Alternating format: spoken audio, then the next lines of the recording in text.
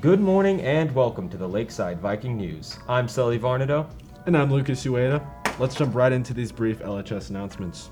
National Art Society and Art Club will have their opening meeting next Thursday, September 23rd at 3:30 in room 1702, which is in the Fine Arts Building. All students are welcome. You don't need to be an art student or even an artist to participate.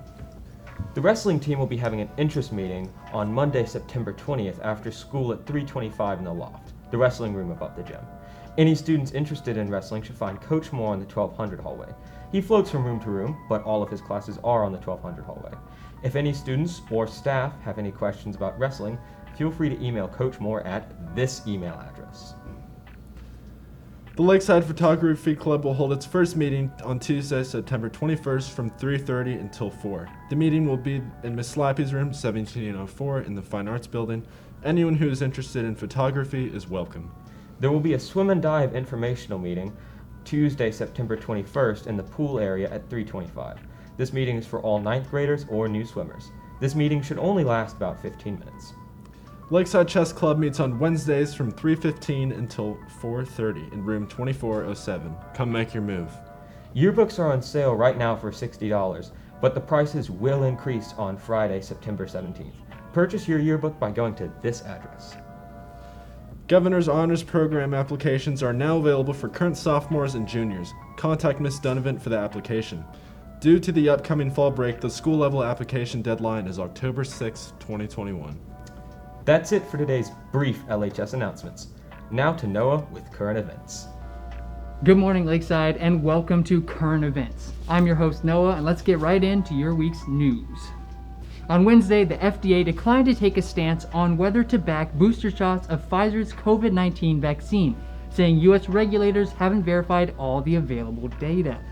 The staff said some observational studies have suggested declining efficacy of Pfizer vaccine over time against symptomatic infection or against the Delta variant, while others have not.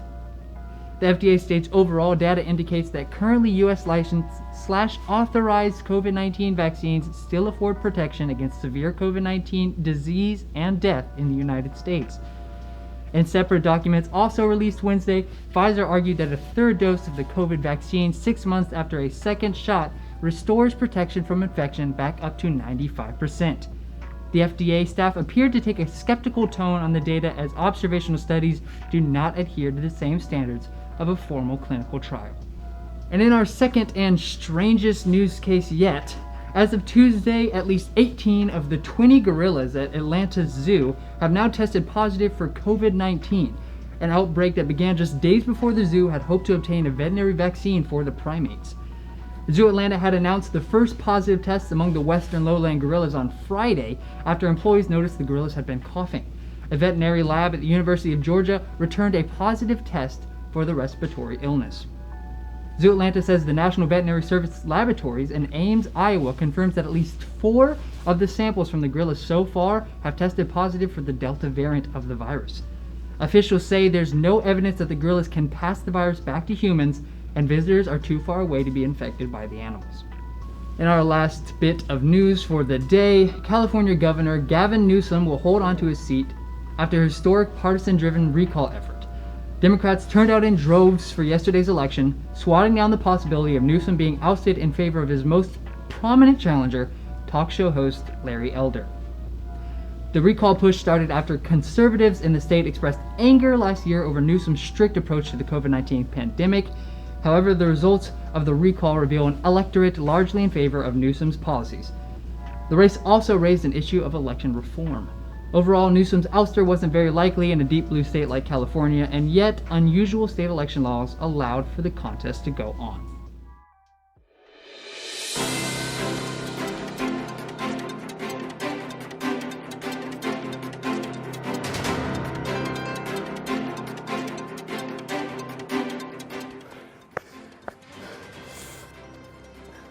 Hey Lakeside, it's your trusty weatherman Lucas here.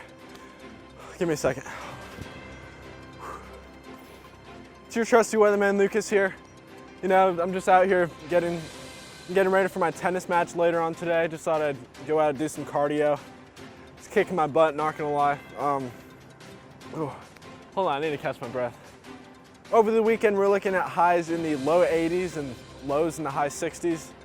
And both days of the weekend, it's gonna rain. We're looking at a 50% chance or higher both days, so just get ready for it to rain. Get your cardio in now.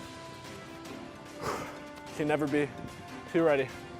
I'm gonna pick back up again, setting a new personal record.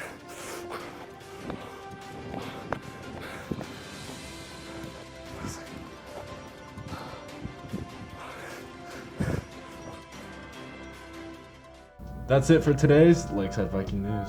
Have a jolly good Friday.